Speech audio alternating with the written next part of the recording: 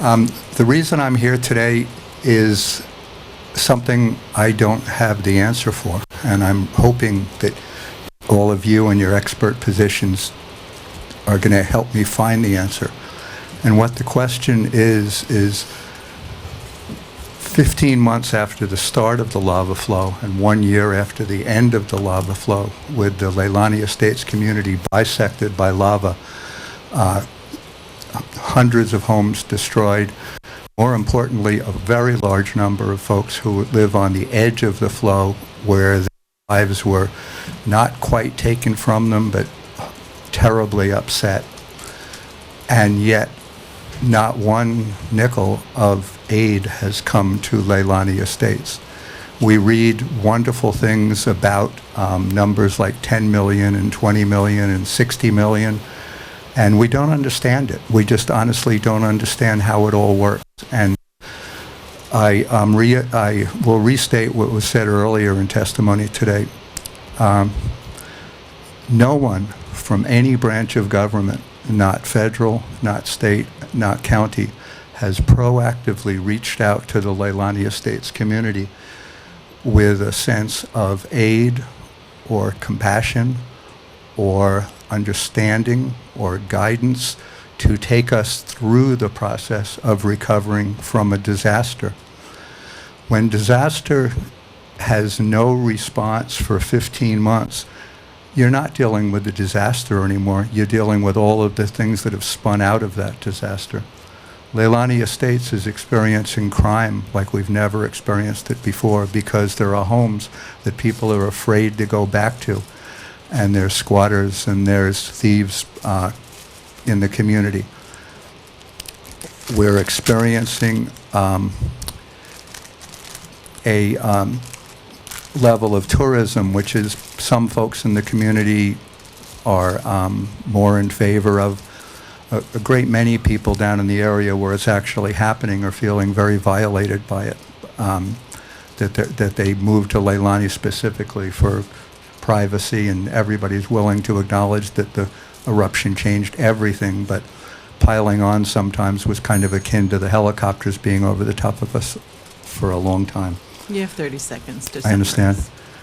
So I don't know exactly what question to ask of all of you, other than what's going on? Why isn't there disaster relief for a community that's as beset by disaster as any that has ever happened in this state, or even in some ways in this nation? And we have incredible committees and volunteers and people working towards that goal, but we need your help. Thank you very much. Mahalo for your testimony. Little Lyman, I represent Kapoho Land and Development Co. and Kapoho Management Company, which is the general partner of Kapoho Land Partnership. We lost during the lava flow 1,265.07 acres according to the county GIS system. And what I took a bit of time to realize is that it put us in the position of being the landowner who lost the most, not during the last year eruption, but during the 35-year eruptive period.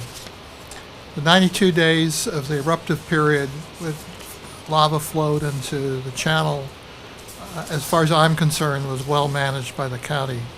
To have Mayor Kim be the head of the county during that time was, I think, a gift. It's been now 1 year and 2 days since the flow stopped flowing into the channel. 2 weeks ago, I had to tell a resident of Lani Puna who wanted access through our land that we weren't providing access, but I also had to tell her, because I looked it up, that she had lost her home. And the question is, why didn't she know? She wasn't online, she moved. There's still a lot of pain out there, and part of the pain is that there's been a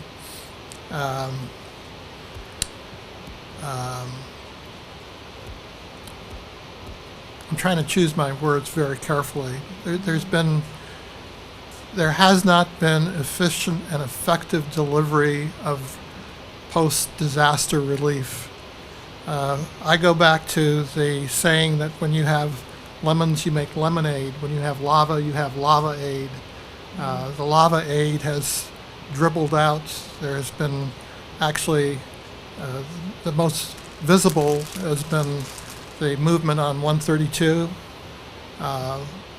But there, what is poised to happen, and I was down in Puna this morning dealing with trespassing issues.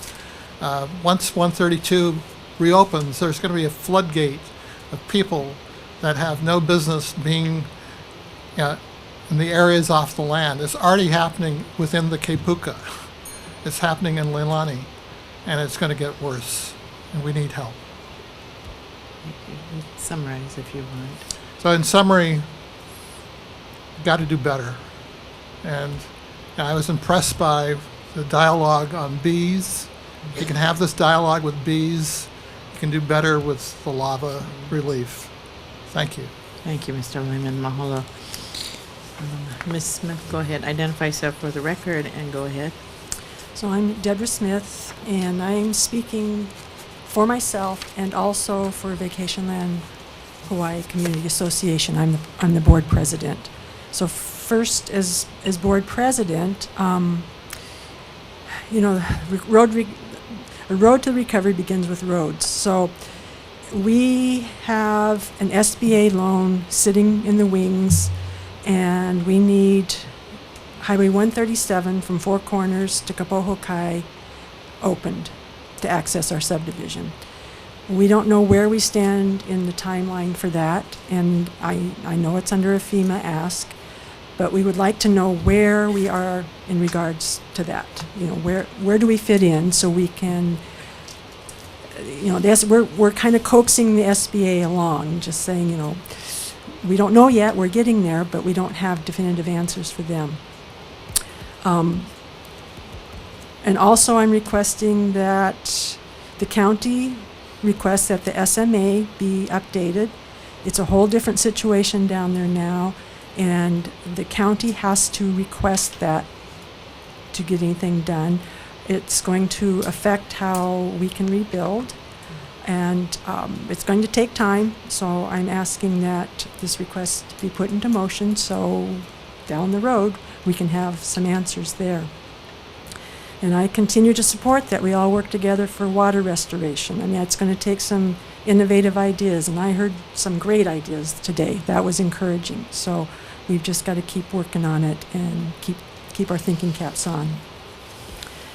So personally, as someone who still has a home remaining in the Lighthouse Kipuka, and there's 3 of us that are left, Lighthouse Road becomes our temporary access right now until we can get our subdivision reopened. I was very disappointed to hear a few weeks ago that Lighthouse Road was not going to be opened along with 132, and that had been become part of the FEMA request. It's 700 feet. And we have been told by Tom Travis that if we do anything before that FEMA request is approved, that we will not, we will jeopardize everything else. Please summarize. So I don't know if there's anything else we can do, but I'm asking that Lighthouse Road be looked at in there as well, and there's people in Poahiki that need access as well. And, getting people home was a priority, and that's going to be over 20 months before I'm going to be able to go home again. Thank you. Mahalo for your testimony, Ms. Smith. My name is Nancy Seepers. I'm a resident of the Kipuka. And as I was saying earlier, okay, the water issue is I thank you, Matt, very much. Why not a temporary over the lava tube of temporary water? Good thinking. Ashley, what about the water becoming just for farmers and not potable, perhaps, at this point? Yes, so thank you for thinking out of the box, you guys, and thinking temporarily and forward thinking, and back to Highway 132 and the communication 331.2.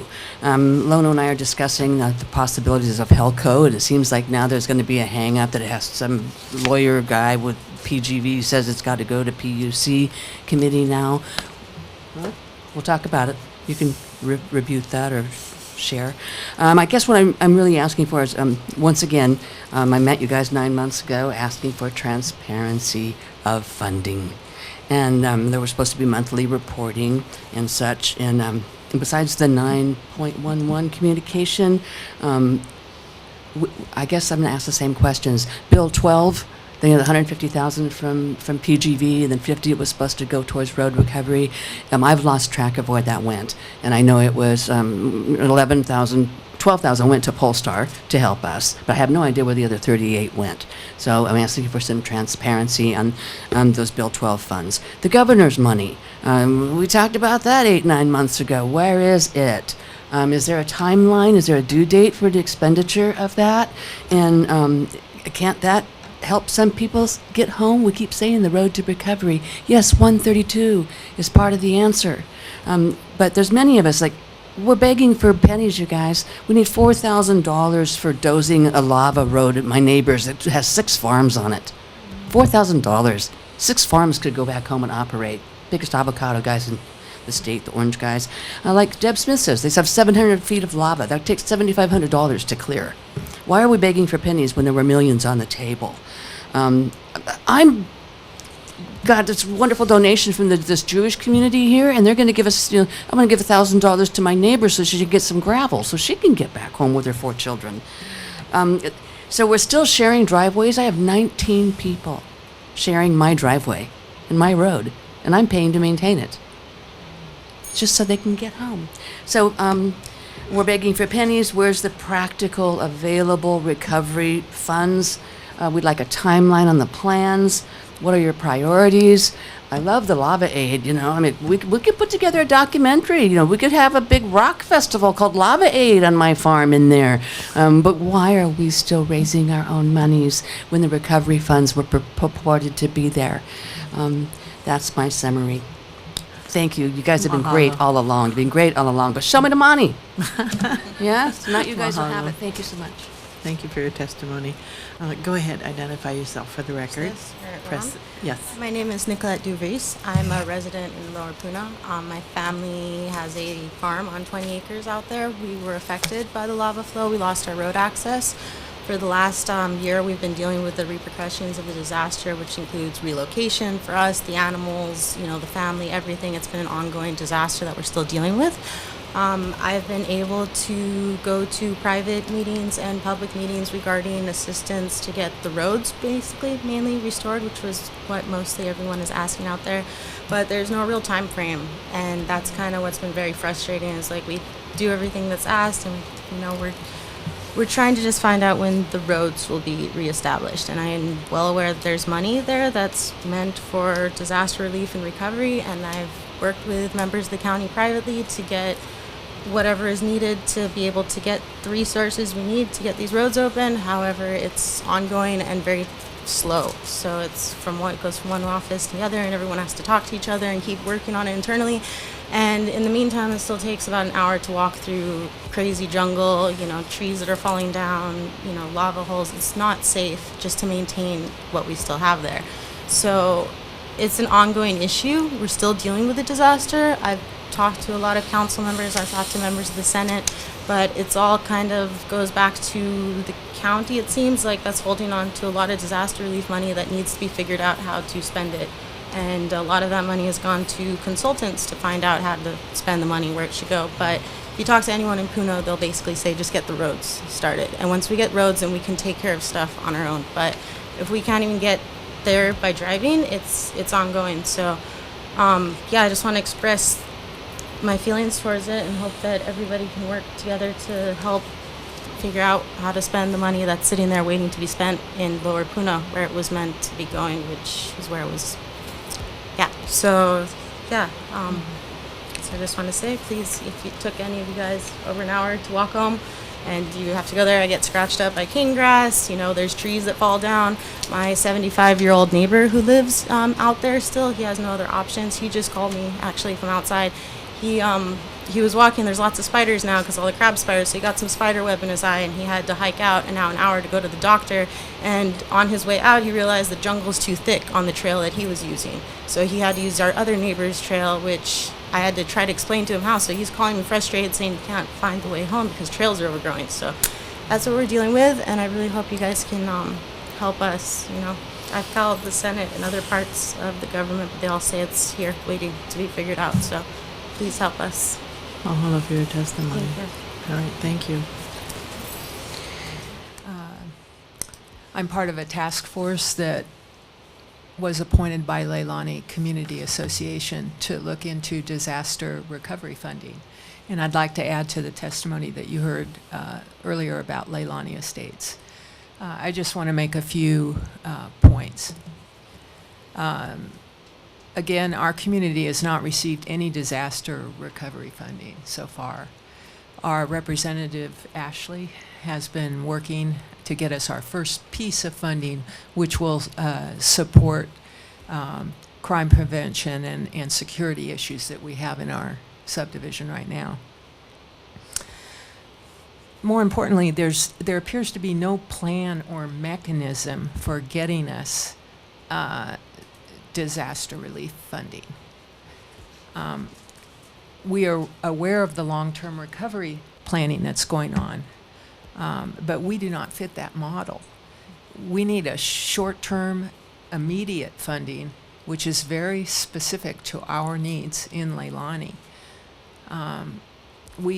We also still have residents, 6 residents whose homes are standing that cannot get to their properties. We have a lot of recovery issues. We cannot wait any longer. We've waited 15 months.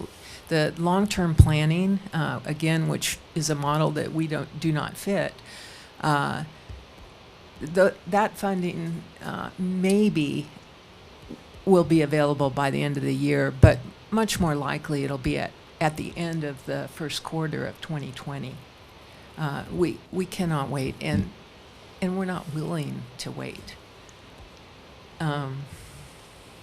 We feel that a portion of the millions of dollars that have been appropriated for Hawaii must be intended for our community. We need a way. There's not, so that's why I'm here.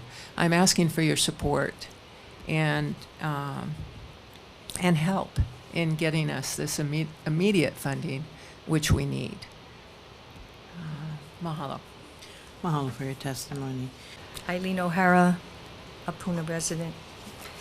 And thank you all. And thank you, Ms. Kirkowitz, for inviting the recovery team to make the presentation. It's important to keep track of what's getting done. And I understand the county was never prepared to deal with this magnitude of an event. We had no framework for we had a framework for responding to the actual emergency, but we didn't have a framework for coming up with a recovery plan. And that has been a slow, tedious process. Meantime, you've heard from people who were directly affected and how slow that's been in coming their way. One of our board members, I'm also on the board of Vacation Land Homeowners Association, said, if they would just give us $3 million, we'll go away. I said, no, that's not enough. They have to also recover 137 to the point of Kapohokai Boulevard. Then we'll go away. But that's really what the communities are thinking. They have their plans in place. They're ready to move. They just don't have any money. The road that Nicolette described, she went to great strides to work that all out and to get a mini EA done and get that application submitted. But there's only $38,000 left in that funding that came from private donations, and she needs it all. And now there's a few more applications that have come in, so county's sitting on it. Why can't that pool of money be enlarged a little bit? You know, just a little bit. I know you can find that money. So, And when we get to the FEMA applications, it's so disappointing for the community to hear that you can take the FEMA 428 application money and use it somewhere else. It needs to be used where the lava happened. And so nobody in the community was asked before that package was submitted. Why do we have 600 to 700 feet of Lighthouse Road in that package? It was a gravel road. We don't need a improved road. It's keeping people from getting to their homes. It's keeping the Poiki people from getting to their homes. So please, let's try and do a little bit more in the immediate term. I know we're all waiting for the long-term plan. Thank you. Mahalo, Eileen. Hi, Susan Kim. Aloha. I'm also on the VHCA board and a Puna resident. First, I want to thank Ashley for requesting the communication update and also the water board update. It's always good to have the information, even though it's not quite what we want to hear. And I think I'm just going to be a broken record. You've already heard this, but there's still Kipuka residents that need to get home. 15 months after the eruption has ended and the county has said their near-term recovery goal was to get people home. And we're not really seeing when that will happen, so I would like to request maybe from, it's more of the administration side that I'm talking to than council, because I know you guys are trying to move things along, and would really like a timeline on any of the recovery efforts, because all I see right now is Q1, Q2, Q3. There's no specific timeline. And I know there's a lot of complexity to the funding and where it can be used and how it can be used. But if you just take a step back out of the paperwork, we're talking about less than 700 feet that needs to be cleared on Lighthouse Road. And Lighthouse not only allows for some of the Kipuka residents to go home, but I don't know if you guys have been out there, but there's an amazing beach out there that our keiki could enjoy, that could boost the tourism in that area. So there's a lot of benefit from clearing less than 700 feet of road. So please, please try to figure out a way and not let this FEMA hold up this entire area. The other thing is, I would like to, I think maybe Diane or the recovery team will give an update on the governor's emergency money, because I believe there was a balance left, and I'm not sure what the timeline is to spend that. And the other, well, a couple of other things is what the Leilani president had said. I have been asking as well. None of the HOAs have been proactively approached by county admin recovery team. We've been asking for meetings and we get meetings, but what I would like to see is kind of like the beekeepers, you know, they have a stakeholder group, but one of the things is, you know, we have a lot of resources in Puna that are experts in their industry. You saw it at that IMUA meeting that we held. And that is a complete ecosystem that we have down there. We just don't have the funding. County has the funding. Work with us. Bring us to the table. We have ideas. We have solutions. We know our networks. So just a little bit more instead of passive surveys, and, you know, let's work together on this so that we can really see some quick action happen. Mahalo Thank for you. your testimony.